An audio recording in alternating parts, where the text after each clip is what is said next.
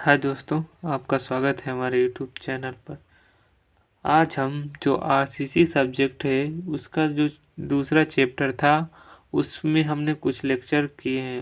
हमने पिछले लेक्चरों में हमने देखा था स्ट्रेस स्ट्रेन डायग्राम क्या होता, और हम आपको प्रतिबल और विकृति के यहाँ पर जो डायग्राम है उनको समझाया था। दोस्तों आज हम उसी के आगे समझाएंगे कि स्ट्रेस डायग्राम क्या होता है। तो दोस्तों आज देखते हैं कि स्ट्रेस डायग्राम क्या है। तो देखते हैं दोस्तों इसकी क्या है जो लिखा है। न्यूट्रल एक्सिस के ऊपर कंप्रेसिव क्षेत्र में उत्पन्न उत्पन्न प्रतिबल एक सरल रेखीय नियम के अनुसार बढ़ते हैं। प्रतिबल को न्यूट्रल एक्सिस के ऊपर एक त्रिभुज के रूप में दर्शाते हैं। तो दोस्तों हमें इन लाइनों से समझने को मिला कि जो हमारा कंप्रेसिव क्षेत्र है, जो हम बताए थे दोस्तों कि जो हम बीम सेक्शन है तो उसमें जो यहाँ दोस्तों आपको दिखाई दे रहा है जो ऊपरी क्षेत्र होता है उसे हम कंप्रेसिव जोन कहते हैं, और जो निचला क्षेत्र होता है उसे टेंशन जोन, जिसे हिंदी में तनन मेंबर तनन जोन भी कहते हैं दोस्त। तो इसमें क्या कहता है कि न्यूट्रल एक्सिस, तो दोस्तों इसमें ये न्यूट्रल एक्सिस है जो ये जा रही है, तो ये हमारी क्या न्यूट्रल एक्सिस के ऊपर पर जो हम जो प्रतिबल उत्पन्न प्रतिबल एक सरल रेखीय नियम के अनुसार बढ़ता है। तो दोस्तों इसमें यह बताया गया है कि जो प्रतिबल उत्पन्न होता है वो एक सरल रेखीय नियम के अनुसार बढ़ता है। और प्रतिबल न्यूट्रल जो इसका डायग्राम बनेगा वो किस प्रकार का दोस्तों बनेगा, एक त्रिभुज के रूप में हम दर्शाते हैं कि उसका हम एक प्रकार से डायग्राम देखेंगे त्रिभुज के प्रकार का बनता है। दोस्तों हम आपको दिखाते हैं इससे डायग्राम किस प्रकार का। दोस्तों हमने आपको भी दिखाया, लेकिन यहाँ पर देखिए दोस्तों कि जो कंप्रेशन क्षेत्र है वहाँ पर किस प्रकार हम बताए थे कि ये सिग्मा सीबीसी क्या है। दोस्तों आपको सिग्मा एसटी क्या है, जो स्टील स्ट्रेस है, जो इस यहाँ स्टील में कितना स्ट्रेस उत्पन्न हो रहा है, यहाँ पर जो कंक्रीट का स्ट्रेस है सिग्मा सीबी उसके लिए बताए थे। दोस्तों इसमें किस प्रकार का देखिए कि त्रिभुज के प्रकार का इसका डायग्राम बन रहा है। तो दोस्तों हमें स्ट्रेस डायग्राम में हमें किस प्रकार का एक त्रिभुज प्रकार का डायग्राम हमें देखने को मिलता है। दोस्तों अब आगे चलते हैं, आगे देखते हैं आगे क्या है।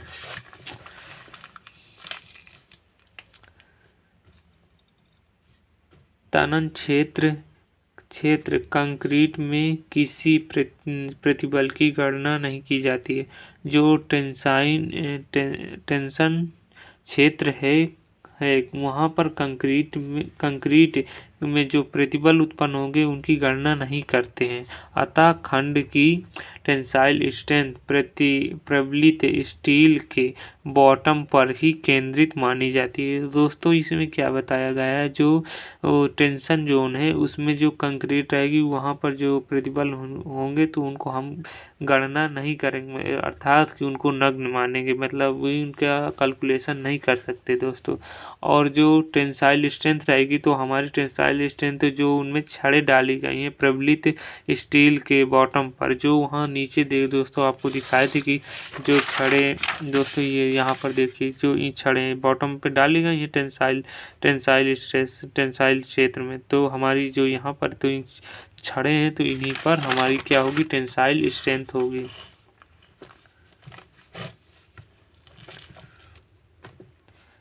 स्टील के बॉटम पर ही केंद्रित मानी जाती है। और देखते हैं अगला टॉपिक जो है दोस्तों वो है इक्विवेलेंट स्ट्रेस डायग्राम, समतुल्य प्रतिबल आरेख। मतलब इसमें ये दिखाया गया है जो इक्विवेलेंट की दोनों टेंशन जोन और कंप्रेशन जोन में जो हमारा डायग्राम बनेगा वो किस प्रकार बनेगा। तो दोस्तों हम पहले इसको पढ़ते हैं क्या लिखा है। प्रबलित कंक्रीट की गणनाओं में खंड को समांग समांग मतलब समांग मान लेते हैं कि उसको इक्वल, उसमें समझते कि जो टेंशन जोन है उस और जो कंप्रेशन जोन है उसमें जो कंक्रीट में जो स्ट्रेस उत्पन्न होगा तो इक्वल मान के चलते हैं, और खंड को इसके समतुल्य कंक्रीट खंड में परिवर्तित कर लिया जाता है। तो क्या कहता है दोस्तों, खंड को इसके समतुल्य कंक्रीट खंड में परिवर्तित कर लिया जाता है। जो इसका मतलब जो कंप्रेशन जोन है उसमें जो जितना स्ट्रेस उत्पन्न होगा उतना जो छड़ है, छड़ में जो स्ट्रेस उत्पन्न होगा उसको इक्वल मान के चलते हैं दोस्तों। और इसका हम आपको अभी डायग्राम दिखाएंगे दोस्तों, पहले देख लेते हैं इसके बारे में। प्रतिबल अर्रे खींचते समय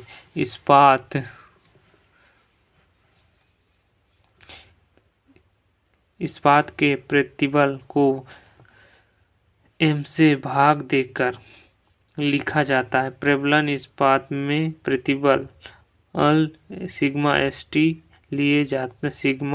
st अपान m लिए जाते हैं। दोस्तों जो m है हमने आपको वहाँ बताया था कि जो सिग्मा st है तो सिग्मा cb का कितना m गुना मतलब इससे अधिक वो स्ट्रेंथ रखता है। तो जो हमारी ये है तो हमारे इसमें सिग्मा st में हम n का भाग दे देंगे तो एक इसके इक्वल हो जाएगा दोस्तों। क्या इस प्रकार sigma st upon m equal to sigma cb, जो हमने दोस्तों आपको यहाँ पर स्ट्रेट डायग्राम में दिखाया। ये देखिए दोस्तों, जो इसका जो डायग्राम बनता है दोस्तों इस प्रकार का होता है। देखिए यहाँ पर लिखा है इक्विवेलेंट स्ट्रेट डायग्राम। तो दोस्तों हम इसको कैसे अज्यूम करके चलते हैं कि हमारा जो यहाँ पर स्ट्रेस जो उत्पन्न होगा वही टेंशन जोन में भी इतना ही स्ट्रेस। हम तो यहाँ पर स्ट्रेस जो निकालेंगे सिग्मा st अपान m भाग देकर जो इतना जो यहाँ स्ट्रेस है इसके इक्वल टू बराबर होगा इतना स्ट्रेस। तो यही लिखा है। प्रबलन इस्पात में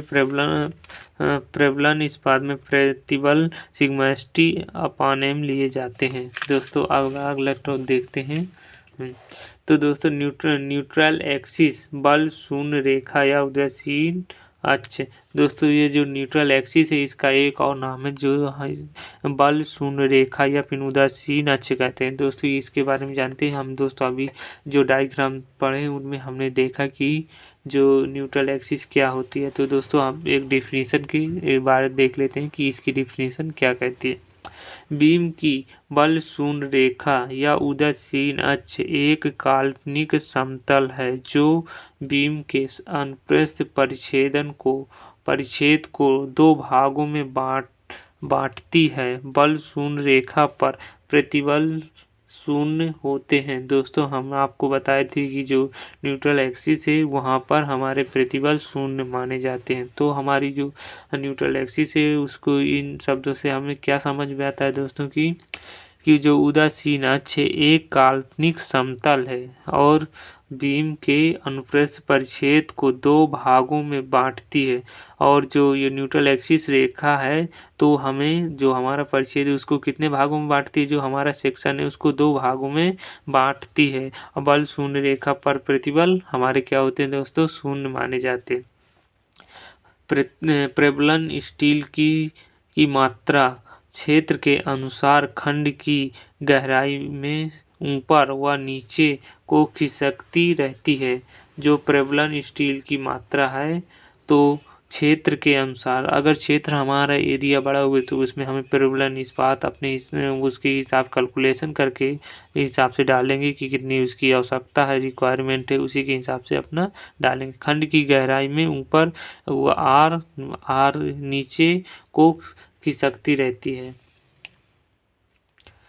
खंड में उत्पन्न कंप्रेसिव स्ट्रेस तथा टेंसाइल स्ट्रेस को ठीक ज्ञात कर सकते हैं।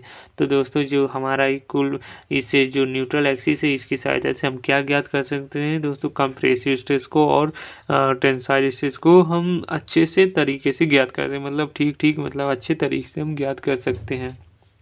आयताकार परिच्छेद वाले समांग काट बीम में यार समरूपी जो एक समान को, समान का मतलब कि जो एक ही पदार्थ से एक पदार्थ से जो चीज बीम बनी हो उसी को हम मान सकते हैं दोस्तों। और समरूपी तो हम समरूपी मतलब एक ही उसमें कोई परिवर्तन ना हो।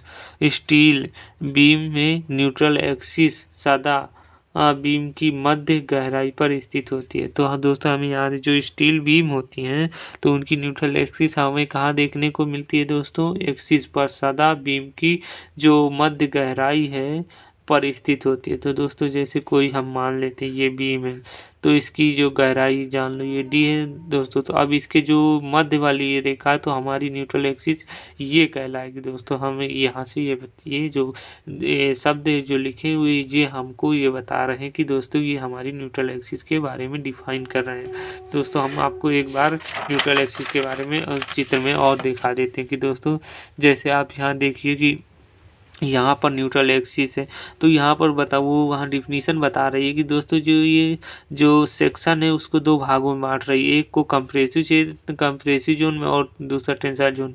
और यहाँ पर दोस्तों ये भी डिफाइन कर रही है जो यहाँ पर जो प्रतिबल है वो शून्य माने जाएंगे और इनकी जो न्यूट्रल एक्सिस की सहायता से हम आसानी से एक कंप्रेसिव स्ट्रेस और टेंसाइल स्ट्रेस को आसानी से ज्ञात कर सकते हैं। दोस्तों हमारी किसकी सहायता से हम ज्ञात कर सकते हैं? न्यूट्रल एक्सिस जो ये रेखा है।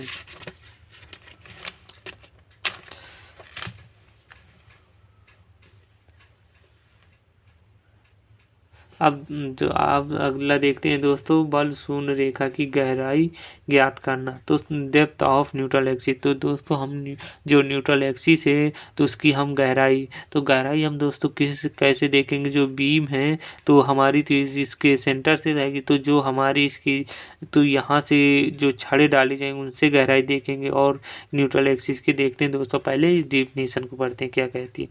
न्यूट्रल एक्सिस की स्थिति खंड के ऊपरी सतह पर उत्पन्न प्रतिबल तथा निचली सतह पर उत्पन्न प्रबलन स्टील के क्षेत्र के आधार पर ज्ञात करते हैं। दोस्तों जो कहते थे न्यूट्रल एक्सिस की गहराई है तो हम किसके आधार पर ज्ञात करें? जो ऊपरी सतह, ऊपरी मतलब ऊपरी जोन है तो उसमें हमारा कंप्रेसिव स्ट्रेस तो उसके किनारे से, और जो स्टील छड़े निचले डाले उनके क्षेत्र के से मतलब के आधार पर ज्ञात करते हैं। तो दोस्तों आगे देखते हैं। अनुगेय प्रतिबलों के आधार पर ज्ञात न्यूट्रल एक्सिस को क्रांतिक बल शून्य रेखा कहते हैं। तो दोस्तों जो अनुगेय मतलब इसको हम दोस्तों इंग्लिश में कहते हैं परमिसिबल स्ट्रेस। दोस्तों अनुगेय प्रतिबलों को हम इंग्लिश में कहते हैं परमिसिबल स्ट्रेस। तो जो अनुगेय प्रतिबलों के आधार पर ज्ञात, अगर दोस्तों हमें जो न्यूमेरिकल लगाएंगे, अगर परमिसिबल स्ट्रेस के आधार पर हम न्यूट्रल एक्सिस ज्ञात करेंगे तो उसको हम एक नया नाम देंगे दोस्तों, क्या? क्रांतिक बल शून्य रेखा, जिसे क्रिटिकल न्यूट्रल एक्सिस इंग्लिश में कहते हैं। दोस्तों इससे हमें ये पता चला कि जो न्यूट्रल एक्सिस अगर हम परमिसिबल स्ट्रेस के आधार पर न्यूट्रल एक्सिस को डिफाइन करेंगे तो निकालेंगे तो हमें उसको क्या कहेंगे? क्रांतिक बल शून्य रेखा, क्रिटिकल न्यूट्रल एक्सिस। और दोस्तों और देखते हैं जो प्रबलन स्टील के आधार पर ज्ञात की गई बल शून्य रेखा को वास्तविक बल शून्य रेखा, एक्चुअल न्यूट्रल एक्सिस कहते हैं। जो दोस्तों स्टील छड़े जो हम प्रबलन डालते हैं अगर उनके आधार पर हम बल शून्य रेखा को निकालते हैं तो दोस्तों हम उसको कौन सी न्यूट्रल एक्सिस नाम देंगे दोस्तों? इसको न्यूट्रल एक्सिस शून्य, वास्तविक बल शून्य कहते हैं। न्यूट्रल एक्सिस जिसको एक्चुअल इंग्लिश में क्या कहते हैं दोस्तों? एक्चुअल न्यूट्रल एक्सिस कहते हैं। दोस्तों आगे देखते हैं अब।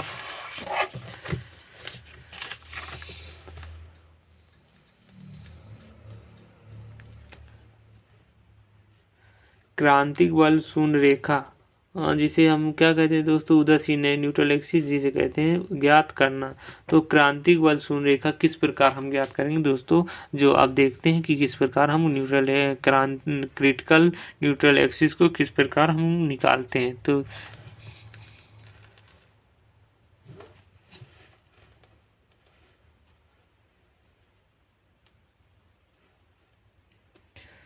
यह विधि बंकन सिद्धांत पर आधारित है। जो हम क्रांतिक बल शून्य रेखा ज्ञात करेंगे तो हम किस विधि के आधार पर ज्ञात करेंगे? यह विधि बंकन सिद्धांत पर आधारित है। तो हम इसको बंकन का मतलब बेंडिंग प्रिंसिपल के आधार पर हम आधारित है। तो इसलिए दोस्तों देखते हैं, जब भी खंड के परिमाप तथा कंक्रीट व स्टील में अनुज्ञेय प्रतिबल सिग्मा सीवी एवं सिग्मा एसटी दी हो, तब इस आधार पर ज्ञात बल शून्य रेखा को क्रिटिकल न्यूट्रल एक्सिस कहते हैं। तो दोस्तों ये कहता है कि जब बीम खंड के परिमाप तथा कंक्रीट व स्टील में अनुज्ञेय प्रतिबल सिग्मा सीवी और सिग्मा एसटी दी गए हों, तो इनके दोस्तों अगर हमें न्यूमेरिकल जो मिलेगा, अगर उसमें सिग्मा सीवी व सिग्मा एसटी का मान दिया गया है, तो हम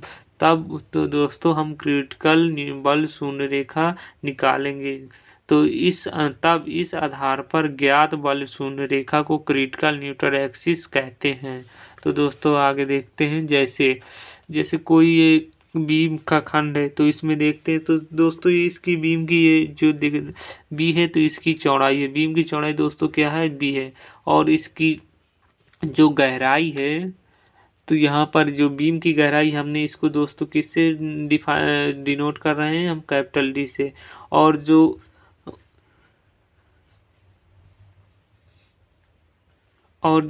जो कंप्रेशन जोन है, तो उसके जो जहाँ स्ट्रेस उत्पन्न हो रहा है, तो हमने न्यूट्रल एक्सिस से एक्स डिस्टेंस माना। तो दोस्तों अगर एक्स यहाँ माना है और इसके जो हमने दोस्तों यहाँ पर एक पत्ती जो छड़े हैं, तो उनको यहाँ पर इस प्रकार दर्शा दिए हैं दोस्तों। तो यहाँ पर जो इसके जो सेंटर जो छड़े उनके सेंटर से और जो कंप्रेशन जोन के लास्ट किनारे से जो दूरी होती है, उसको हम दोस्तों डी से प्रदर्शित करते हैं। तो इसको दोस्तों क्या जो ये गहराई होती है, तो इसे हम कहते हैं, तो इसको हम एक्चुअल डेप्थ कहते हैं। ये जो होती है ना, तो इसको हम डेप्थ ये भी कंसीडर करते हैं। ये पूरी टोटल दोस्तों जी कैपिटल डी हमने पूरी बीम की मानी, और छड़ के सेंटर से अगर लेंगे तो हम इसको स्मॉल डी से और दोस्तों अगर हमने एक्स को यहाँ पर डी से घटा देंगे, तो हमारी ये न्यूट्रल एक्सिस से जो हमारा यहाँ पर जो टेंसाइल जोन है, तो उसमें जो छड़े उनके सेंटर से हमें डिस्टेंस ज्ञात हो, जो हम डी माइनस एक्स करके ज्ञात कर सकते हैं दोस्तों। माना खंड के ऊपरी सिरे से इस्पात की केंद्र गहराई डी है। तो दोस्तों हमने क्या माना यहाँ पर? माना खंड के ऊपरी सिरे से इस्पात के केंद्रक की गहराई डी है। बल शून्य रेखा की गहराई कितनी माने दोस्तों? हम वहाँ तो एक माने। देखिए, खंड के किसी भी बिंदु पर कंक्रीट तथा स्टील में विकृति इसकी बल शून्य रेखा से दूरी के समानुपाती। दोस्तों हमने आपको बताया था कि जो कंक्रीट तथा स्टील में विकृति है, इसकी बल शून्य रेखा से दूरी के समानुपाती होती है। जो हमारा AST है, तो स्टील का क्षेत्रफल है। तो दोस्तों यहाँ से हमें स्टील का क्षेत्रफल के बारे में पता चलता है।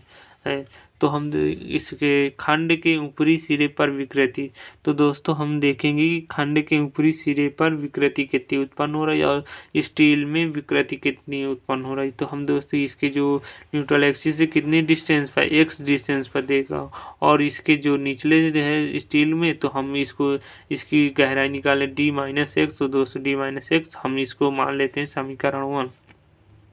और दोस्तों हमें पता है कि विकृति बराबर होता है प्रतिबल अपान ई। तो इसको कहते हैं ई होता है, जिसे हम सिग्मा प्रति ई अपान सिग्मा अपान ई से प्रदर्शित करते हैं। तो दोस्तों हम कंक्रीट के लिए इलास्टिसिटी है, तो दोस्तों हम इसको यहाँ से जो ई है हमारी क्या है? इलास्टिसिटी। तो हम इस कंक्रीट में विकृति निकालेंगे, तो E इक्वल टू सी। तो दोस्तों ये कंक्रीट को डिफाइन कर रहा है, तो सिग्मा सी भी ये तो स्ट्रेस होगा, और किसका है? जो कंप्रेसिव क्षेत्र का, और ई कैपिटल ई इंटू सी। तो ये हमारा क्या है? तो दोस्तों स्टील में जो विकृति है उसको इस स्मॉल ई और एस से पहले, एस से हमारा क्या स्टील को हो जाएगा सिग्मा एस टी, तो हमारे ये जो स्टील में से सारा वो हो गया। और जो सिग्मा कैपिटल ई एस है तो हमारी जो स्टील में स्टील की इलास्टिसिटी है तो उसको ये दर्शा रहा ई एस। तो दोस्तों हमने समीकरण एक से हम इनके मान रखते हैं दोस्तों, क्योंकि खंड के ऊपरी यहाँ पर दोस्तों दिख रहा है खंड के ऊपरी सिरे पर विकृति अपान स्टील में विकृति। तो हमारी ये विकृति निकाल ली, जो हमारी क्या है ये स्ट्रेन है, तो हमने इसको अब रखते हैं दोस्तों। तो यहाँ पर अब देखिए रख दिया सिग्मा, तो ये कंक्रीट की विकृति हो गई और ये स्टील की विकृति, हमने इसको बराबर कर दिया। और यहाँ से हम दोस्तों इसका कैलकुलेशन इसको हम दोस्तों इसको नीचे ले जाएंगे, इसको ऊपर यहाँ पर देखिए दोस्तों, और सिग्मा और capital E S upon capital E C, तो इसको हम क्या कहते हैं दोस्तों मॉडुलर रेशियो का ये अनुपात। हमने इसको आगे पिछले लेक्चरों में दोस्तों हमने अच्छे से कवर किया है कि ये किस प्रकार ये जो फार्मूला है दोस्तों हमने बताया था कि इसका आगे चलकर यूज होगा। और दोस्तों देखिए यहाँ पर एक जो डेरिवेशन मतलब जो प्रूफ इसका निकाल रहे हैं, एक जो क्रिटिकल वर्सून रेखा निकाल रहे हैं उसका सूत्र जो निकाल रहे हैं तो इसमें यूज हो रहा है। तो दोस्तों हमारे लिए ये यहाँ से इसका हम इक्वल टू एम का मान रख देंगे। तो दोस्तों यहाँ पर अभी कोई चेंज नहीं हुआ दोस्तों, x upon D minus x यहीं चल रहा है।